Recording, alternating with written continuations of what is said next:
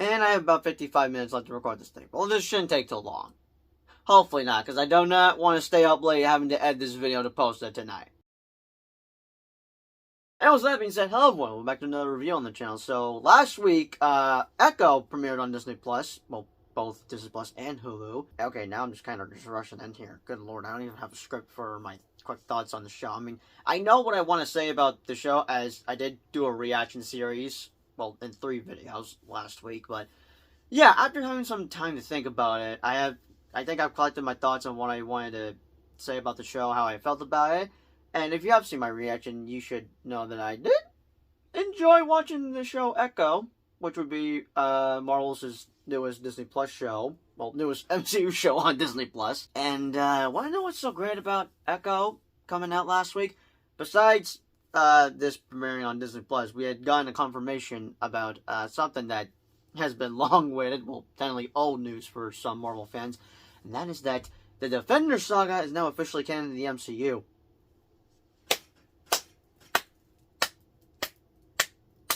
I may have not watched those shows around the time they were released, as I'm still trying to catch up, especially with the Defenders, which I am going to try to continue the reaction series. I've only seen 2 episodes, and I'm like craving just to watch the Defenders seasons. Like, how long has it been?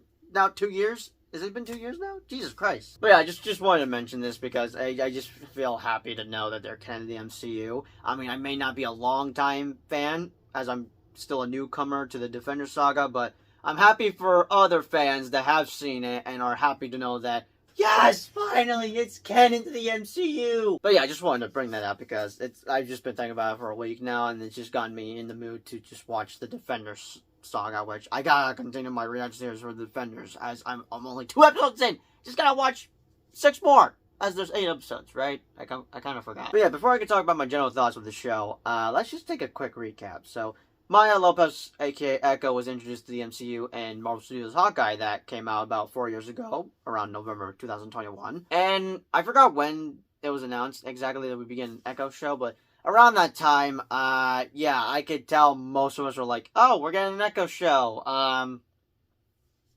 Cool. Like, you can't tell me that most of us were not that entirely interested in an Echo show. I mean, I dug Maya Lopez, but I don't know. I guess I was mixed about her getting her show, and I'm like, huh, okay. I'm not like most folks that aren't interested in it. I'm still gonna check it out because I'm gonna watch anything Marvel brings out. Like, for example, their Wonder Man show that they're now filming, which I thought was canceled, but I guess it's still happening, as it's gonna be part of the Marvel Spotlight. As this is part of the Marvel Spotlight, which, if you don't know what Marvel Spotlight is, basically it's like a brand for projects that don't have to deal with the greater MCU. In other words, that don't have to tackle the multiverse, like the big storyline that we're following for the multiverse saga. Something with the Infinity Saga, if you get what I mean. But yeah, basically, just most of us were not that interested in checking out Echo until, out of the blue, they released a trailer for it, and most of us were blown away with what we witnessed in that trailer. Like, I don't know. There was some R-rated blood violence in that trailer, which meant, holy shit, it's happening, folks. We're getting R-rated content in the MCU. In other words, Echo was going to be the first Disney Plus show to be rated TV MA for the MCU, which was pretty big news, as most of us have been wanting some R-rated content in the MCU, as, like, this won't be the only show we're getting that is rated TV MA. There's another show we're getting that is rated TV MA, but it's not live action. It's actually animated, and that is Marvel Zombies, which I heard is rumored to come out sometime this year.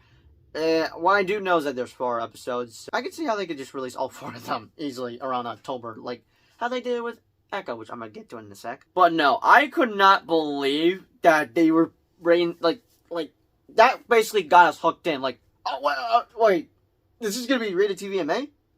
I take back whatever I said. I'm now interested. Sorry, alright, I'm now interested to check out Echo. And yeah, besides Marvel Zombies and Echo being rated TVMA on Disney Plus, we are getting R-rated movies in the MCU, like Deadpool 3, and now Blade, as that was confirmed to be rated R a while ago, last year in 2023. So that's good to hear. But there's a possibility that Thunderbolts could be rated R as well, depending on how well Echo does and Deadpool 3, which Echo was #1 on Disney Plus and Hulu, so I'm guessing it's doing pretty well on Disney Plus. But yeah, but still, they're still thinking about it. It could be between PG-13 or rated R, but we shall see once we get Thunderbolts in about almost 1 year, once it's July 25th. But yeah, I will admit that did got me fully hooked in. Like, oh my god, okay, this is big. Okay, now I am fully intrigued. And if I were young today, I would not be happy to know that. Oh no, now the MCU are finally doing R-rated content, because back then, like, say little me around 2016, 2019, I would not be happy knowing that there's some R-rated content, well, superhero content that is rated R. Like, for example, Deadpool. I would be interested in checking that out because it's Marvel, and I'm a huge fan of Marvel, but I can't watch it because it's rated R, and I'm not old enough. So, yeah, I was, like, totally against it a little bit as a kid, because that would mean I would not be able to watch it, but now that I'm older, I'm like, yeah, I don't care anymore. And it's probably because I am older enough to watch it, and I'll admit, we definitely need some R-rated content in the MCU, because, like, enough with the jokes. We need some dark happening, like, ASAP, because right now y'all are kind of, well, I don't want to say in shambles, as that's what other folks would like to say. I would not agree with them, but I will say this: you all definitely need to get your together, Marvel. And this was actually supposed to come out last November of 2023, so basically right after we get Loki Season 2, this will be coming out on a Wednesday, as they would drop all 5 episodes around November 29th of 2020. Yeah, November 29th, 2023 was the original date. But apparently they delayed that to January 9th out of the blue. But just, there are some pros and cons to this show, I will say, especially with this having 5 episodes.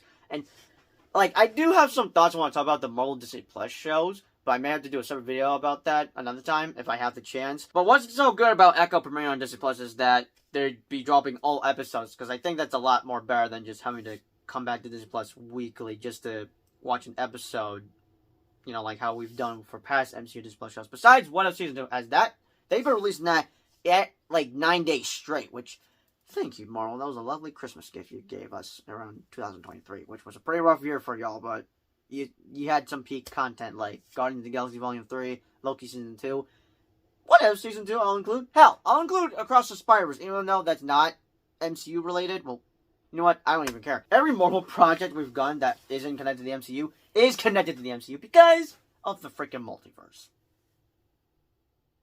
Yeah. But yeah, like I said earlier, if you see my reactions, I had a good time watching Echo. And after a week of having to sit through my thoughts about the show, yeah, it's not as good as Daredevil as I watched Season 1 for the first time back in 2022. I was like, holy shit, that was amazing! So yeah, it's not as good as Daredevil, as this is a bit dark and gritty, but I had a good time with it. Now, this will definitely not be for everybody, because I could easily see how people will not be pleased with this, because, I hate to say it, we were all kind of fooled into tuning this in, because they clearly used the TVMA rating for the marketing just so they could get everyone into watching this, when really, I gotta be honest, yes, there is R-rated violence in here, but not that much. A little bit tamed down, still PG-13ish, but there's still some R-rated stuff in it, just not much, as I'm like, okay, there's not that much blood going on. This is, huh. Okay, not what I expected. And I was expecting them to drop some F-bombs in here. I feel like we were kind of robbed with that, but I guess Deadpool's going to be taking up all the F-bombs. And in case you don't know, we have gotten an F-bomb in the MCU, thanks to Star-Lord and Guardians of the Galaxy Volume 3. Technically, we have gotten 2. One for Star-Lord and Nick Fury. How? If you change the settings of the language audio for Secret Invasion, I forgot which language it was, but once you change it, he's going to drop the F-bomb. I did tweet this out about it back in June, but still, though, you get what I was trying to say. I kind of feel wrong that we did not have any F-bomb drops in Echo, but just, now, me personally, I did like Echo. Now, I do have some cons with this. There's some pros, but I definitely have some cons, which would be my negatives for the show. And one of them definitely has to do with how many episodes we've gotten, because, oh my god, I don't know whose idea it was just to have 5 or 6 episodes. Like, I'm surprised they didn't even give us 6 episodes, but just 5.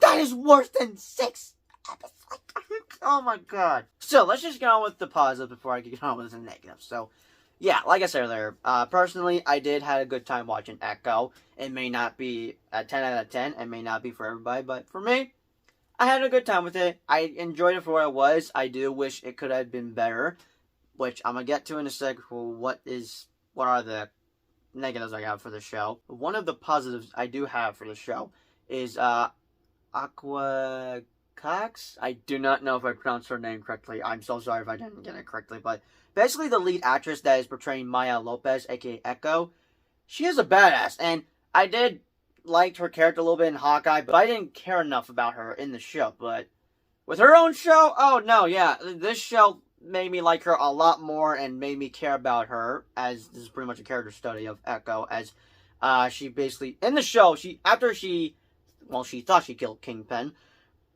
she head back to her hometown and just, I guess it's just I honestly didn't know what was the plot of it. I mean, I like, before checking it out, I'm, like, curious of, like, what was the plot about, and I don't even know what her goal was after killing Kingpin. I mean, I know in the trailer she said it's time for a queen. I'm like, wait, is she trying to take over Kingpin or something? And here's something I should mention. So, I am a Marvel fan indeed, but I don't know jack squat about the comics. I don't know what happens in the comics, and as I've been hearing from interviews and stuff, apparently Maya Lopez, Echo, is kind of like a villain? I don't know.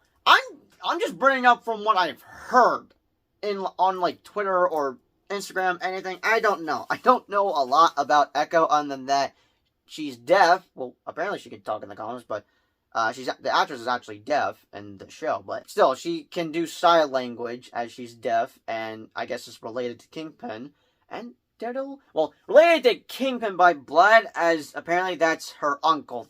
So I don't know a lot about Echo, pretty much. So maybe if I don't know. So though, with that being said, she was a badass in the show, I will say. She was born to play this role. Alright, so bravo to her. And yeah, like I said before, this show definitely had me care about her a lot more, so that's the biggest positive I have for the show. And another positive I have is the fact that this is rated TVMA, and it's crazy. It's now crazy that there's now R-rated violence in the MCU. Like, I mean, I know we technically have already had that if you count the Defender Saga, as those shows were rated TVMA, but like, just seeing it here in the MCU, like, it's just crazy for me. Like, I'm still processing it, and I'm just like, wow, I can't believe this is actually happening. Never thought in a million years we'd be getting R-rated content in the MCU, but I guess it was inevitable. And I do like some of the side characters, although I will say we definitely should have had more time with them, as I will get to my negatives in a sec. And Kingpin. Vincent D'Onofrio is just freaking fantastic as Kingpin. Like, you could say he's perfectly this is perfect casting of Kingpin. Like, I mean, my first introduction to him was in Hawkeye, as I haven't seen the Daredevil show. I mean, like, during that time, I'm like, okay, I've not seen Daredevil, but apparently everyone is very excited to see Daredevil cameo in No Way Home, but also Kingpin pop up in Hawkeye. Like, I didn't know it was a big deal, because I've never seen the show, but his introduction into the Hawkeye show, I was like, okay, yeah, I can see how this dude is intimidating. And once I watched Daredevil, yeah, he was intimidating, and he still is intimidating in this show, and I'm a bit shocked he survived, but then again, I was not surprised, because back then, one of my friends, Ryan, was like, dude, they killed off Kingpin! And once I saw how it went down when I was doing a reaction with D, I was just like, really, Marvel? You think I'm that gullible? You ain't that stupid just to kill him off like that. Just you wait, boys. Just you wait. They're gonna bring him back. They're gonna bring him back. He just ain't dead. And guess what? He ain't dead after all. He survived a bullet through the... I don't even know how the hell he survived that, but I'll tell you this, he definitely has a nasty scar, thanks to Maya Lopez. But yeah, I'm definitely looking forward to see what they set up next with Kingpin, as he's pretty much going to be the Thanos for the street-level heroes, so maybe he'll be a main villain for Spider-Man 4, or street-level movie. We shall see. All we know is that we basically got like two Thanos villains running around, one for street level and one for the main MCU, which would be the Multiverse Saga, which would be Kang the Conqueror. That is if they don't get rid of him right away and replace him with another villain. Because if so, Marvel, what the hell? All you had to do was just recast. You've done it before! Okay, I'm making this video a bit longer than I should, but, I guess that's all the positive I have. Maya Lopez was just badass, as I cared about her a lot more than I did in Hawkeye. Kingpin is amazing as always. And, yeah, this show is TVMA. We're seeing some R-rated content, and I'm, like, welcoming it with open arms. But as for my negatives, yeah, I do wish this was a lot more better. I mean, it's not bad. I definitely did enjoy it for what it was, but I do wish it was better for a couple of reasons. Like, one, they should have given us 5 more episodes. Like, I don't know whose idea is it just to give us 6 or 5 episodes? I mean, I don't know why we're getting 4 episodes in Marvel Zombies. I am hoping the run times are long, because, like, if the run times are just as perfect for Marvel Zombies, I'll let the 4 episodes slide.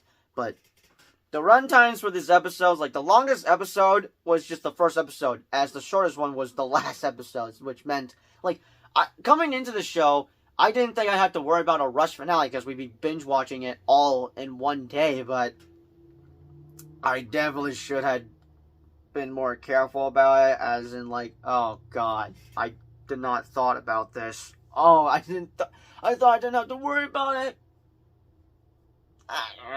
Is the finale rushed?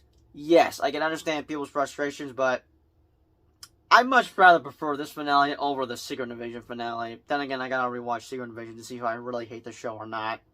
As I definitely have a change of opinion about it after coming back from Florida back in the summer. But no, seriously, they should have had 10 episodes of this. That way we'd have more character development with the side characters. But just, like, 5 episodes? What? Why 5 episodes? I mean, I'm glad we got all of it in one day, but 5? That's worse than 6 episodes. Like, I hate the whole 6-episode format. Like, I'm just frustrated with the episode, like, why they give us this episode format. Because, wanna know what is better? 7 to 10 episodes is much better. Like, Daredevil's got 13 episodes in all 3 seasons. Like, oh my god. Why? Just why? Also, I'm growing a little concerned over Kingpin, as, yes, he was good in the show, but at the end, I feel like it was done a little bit dirty. I mean, like, he basically got his ass whooped by his niece twice in the MCU. One was a bullet through the eye, which I don't know how he survived that, as he still has an eye, just has a nasty scar. And then second, I don't know what she did to him, because, like, this was something I forgot about before going into the show. Before then, there were reports that this show would be dealing with supernatural stuff. I was curious to know what the show would be about, and when I heard about supernatural stuff, I'm like, okay, that's interesting. Okay, I'm a little more intrigued. And that would explain all the supernatural shit that was going down in the show, mainly with her ancestors. And during my reactions, I then realized, oh my god, I forgot this was dealing with the supernatural stuff. I completely forgot about this. So I'm guessing Maya Lopez now has powers, and people aren't too happy about that. I don't know what to say about it, because I don't know much about Maya Lopez in the comics. I'm guessing she has powers in the comics? I don't know. I really should do my homework, honestly, by reading Marvel Comics, just to have a better understanding. But I should definitely do that for the DCU, as that's going to be happening in almost 1 year with Superman Legacy. But just, I don't know. Like, I'm growing a bit concerned there, but maybe he'll be a lot more better in Daredevil Born Again, which I will make a video talking about my thoughts on that. Because as much as I am excited for Daredevil Born Again, which is most likely going to be getting a TVMA rating, which thank God, but I have some concerns, and for good reasons. And speaking about Daredevil, for those of you that were excited for Daredevil in here, tame your expectations, because he's only in 1 episode, which, that I knew. I heard that he was going to be in 1 episode only. I'm like, oh, okay, alright. It was nice seeing him pop up in Echo during the 5-year blip, so I could, like, actually, a bit off topic. So, it's now confirmed that we're getting Foggy and Karen back in Daredevil Born Again, which, thank God, because apparently they were going to kill them off. I don't know whose dumbass idea it was for that, but I feel like they could technically still use that idea for Daredevil Born Again. Now, hear me out. So yeah, during that scene, that was during the 5-year blip, which means Daredevil and Kingpin survived Thanos' snap. So here's how you could still use your stupid idea to kill off Karen and Foggy. Have them be blipped from Thanos' snap. Like basically they didn't survive the snap. Only Daredevil did. So I feel like they could pull that off for Daredevil born again. Like Matt was just basically alone for 5 years until they both came back from the blip. Like, oh, it's so good to see you guys.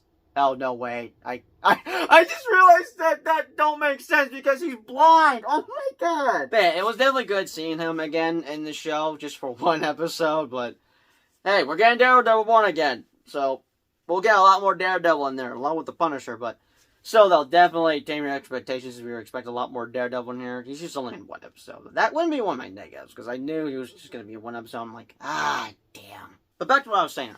They definitely should have had, like, 10 episodes. Like, this show should have had 10 episodes. Which, I don't know why they had to have 5. Because that kind of was an issue for the show. Because this show had some pacing issues. I don't fully understand the word pacing. But I feel like I get what the word pace... I feel like I don't get it, but do get it at the same time. It's hard to explain, but... Basically, I feel like this had some pacing issues. And it would have to do with this being 5 episodes long. When this should have just been... Like, here's 2 options I had in mind for this. One, with it being 5 episodes, this could have easily been a movie. With the run times now, this could have been 3 hours long if you add it all up, minus the credits and the intros. Or you could have had this 10 episodes long. So look at it, there's 2 options. You could have easily had this as a movie, or just had this 10 episodes long. And if you had it as a movie, this would have been rated R, but... Like, I don't know. I mean, I would have been fine with either option, but I'm going to go with 10 episodes, because that would have given us a lot more character development with the side characters, and we wouldn't have some pacing issues. Like, that was that. So, this is just one of my negatives for this. This being 5 episodes long, and just some pacing issues. And I could add the finale in there, but I'm going to let that slide. I'm going to let it slide. I guess it depends how I enjoy it. I get... Like, most of these finales... Actually, another thing I should mention about... that I completely forgot to mention about. So, earlier when I mentioned about, like, if the runtimes for most zombies are, like, just as perfect as they need to be, I'm gonna let the 4-episode slide for that. So, as I said before, I hate how they have the 6-episode format for most of these MCU Disney Plus shows. But, there's one I'm letting slide, and that would be Loki, because they do that well. They use the 6-episode format well. Like, I'm letting that slide. Because just, like, that's, like, easily one of the best MCU Disney Plus shows we've gotten on Disney Plus for the MCU. And yeah, I could say that should have had 8 episodes, but no, they took their time well with it being 6 episodes long. As that show now has 12 episodes total. As we're not getting a 3rd season. That's it. That's just 2 seasons total of the show. Which, a bit of a bummer, but... Hey, after seeing how Loki ended, I just didn't see how they could continue. Like, okay, I could definitely see how they couldn't make a 3rd season. Like, that was pretty much, that felt like the end there. Similar to John Wick Chapter 4. Then again, we are getting Chapter 5, which my brother's happy about. Okay, that was a bit off topic. So yeah, as much as I hate the 6-episode format, that I'm letting slide for Loki. Loki gets a pass, because they do the 6-episode format well. So, yeah, like, if they, similar with Marvel's Zombies, if the runtime is just as enough, I'm gonna let the 4-episode format slide. But we shall see. We shall see by October, because I'm betting they're gonna release that around October. But back to topic. So yeah, I just like. Oh, now I remember what I was gonna say before having to bring that up. The only good finales we've gotten for most of these MCU Disney Plus shows would be the Loki finales, and they don't even involve like big CGI final battles. They're just perfect good finales. I guess it depends which Rush finale I enjoy more. I'll have to do a ranking when I think about it, but I'm gonna let this one slide. I had fun with it. I do wish it was a bit longer, but like, I should have been cautious going into it. Like, oh god, I didn't think I had to be worrying about a Rush finale. Boy, was I wrong. But yeah, I guess those are just my thoughts on Echo. If I had to give it a rating, it'd be an 8 out of 10. Because yeah, like I said earlier, I did enjoy for what it was. I do wish it was better, but it was good enough for me. As for the post-credit scene, I'm definitely excited for what it sets up next for the MCU, because that post-credit scene definitely sets up Daredevil Born Again, because Kingpin's gonna be running for mayor. And all those street-level heroes like Spider-Man and Daredevil are effing screwed. Because if he's mayor, yeah, he's gonna be causing them a lot of trouble. Daredevil better be in Spider-Man 4. I would like to see these two team up on the big screen. I know we got Matt Murdock in No Way Home, but we need Daredevil on the big screen, teaming up with Spidey. Like, oh, I need it to happen, man. So, we shall see once we get some more updates on Spider-Man 4. But, with that being said, those are just my thoughts with Marvel Studios Echo that is now streaming on Disney Plus and Hulu until January 31st. Mainly for Hulu. It's sticking around on Disney Plus. But, with that being said, yeah, those are just my thoughts. Be sure to leave your thoughts, comments down below. And, yeah, I'll see you all in the next review. For a series or movie, either one. But, yeah, I'll see you guys in the next video. And also, hi, future me interrupting this video. Before I end the video, there's a couple of things I forgot to mention about, like, two things. One is slightly a negative, but another is a positive. This is something I forgot to mention about, but possibly the biggest positive I have, besides Echo being a badass in this series, Kingpin being amazing as always, and the TVMA rating. But another thing I forgot to mention, technically two things that are both positive.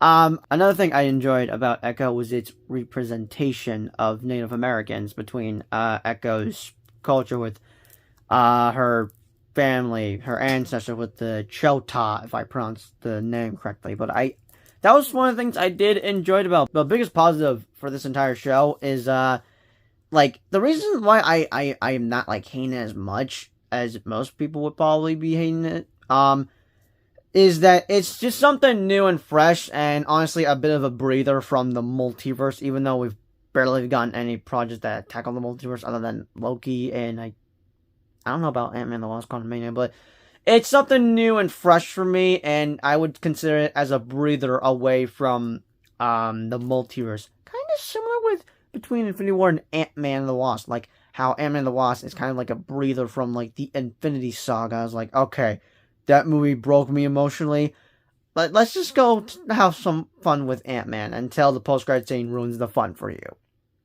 if you get what I mean. As for the negative, so yeah, like I mentioned earlier about my concern of, like, if they'd done Kingpin dirty, I didn't like how they ended things off between him and Maya, it's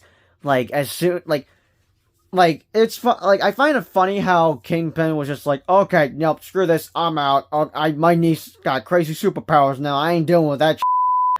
Like, it just gets away like that? I'm like, okay, that could have been executed better, but I find it funny as I think to myself, like, okay, nope, screw this out here. My niece now has superpowers. I don't know what she did to me, but I'm getting the hell out of here. Anyways, that was something I forgot to mention about. Anyways, now, back to the end of me saying, I'll see you all in the next video, which will be right now. I'm glad they're actually making Funko Pops for Echo, because this is the only, like, I bought this last year, and I had gotten this keychain as well, and I knew that, oh, this would be perfect for my Echo review, and I've been saving it up, and finally I got to use it for this video, so that was nice. But I am definitely going to get my hands on those Funko Pops for Echo. But as always, I'll see you guys in the next video. Peace out. Also, another thing I forgot to mention, and this is also a positive I have for the show, the theme song.